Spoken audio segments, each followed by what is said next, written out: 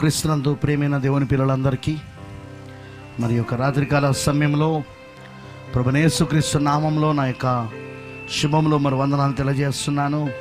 ప్రభు మీ అందరినీ దీవించునుగాక. ముఖ్యంగా నన్ను ప్రేమతో ఆహ్వానించిన పాస్టర్ యెషయా గారికి, వారి కుటుంబానికి మరియు వారి సంఘమునకు నేను ప్రభువైన యేసుక్రీస్తు నామములో ఒక శుభంలో మరి వందనాలు తెలియజేస్తున్నాను.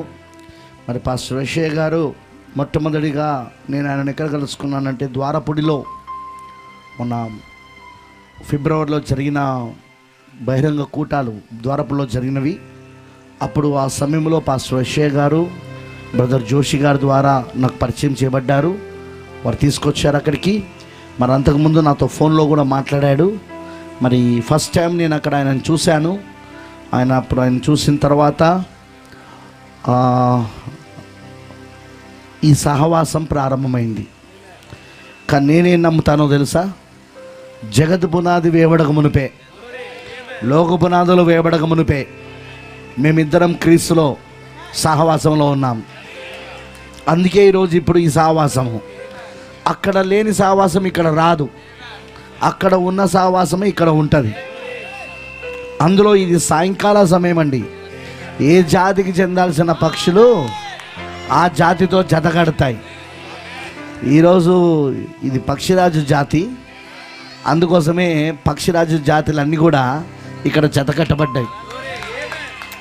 ఆమేన్, హల్లెలూయా. మీరు అనవచ్చు మరి వేరే వాళ్ళ సంగతి అది నాకు తెలియదు, ఆ జాతి ఏందో వాళ్ళకి తెలిసి ఉండాలి. కానీ ఇది మాత్రం పక్షిరాజుల జాతి. ఇది ఆ జాతిని గురించి నేను మాట్లాడదలుచుకోలేదు. ప్రైజ్ ది లార్డ్, హల్లెలూయా.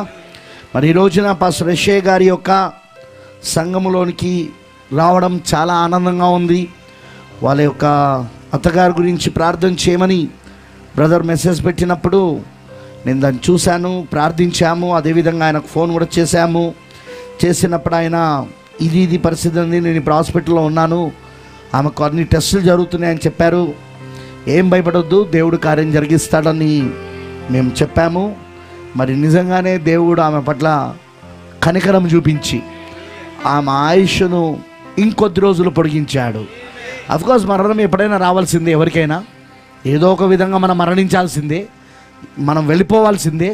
కానీ కొన్నిసార్లు దేవుడు మన పైన కనికరం చూపించి ఇంకొద్దిగా మనకు ఆయుష్ని ఇస్తూ ఉంటాడు.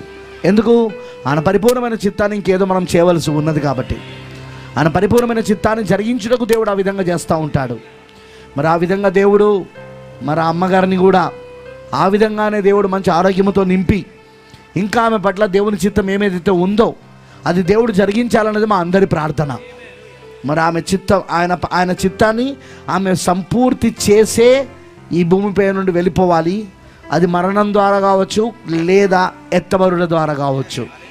ఈ రెండిట్లో ఏదైనా మనకు ఓకే.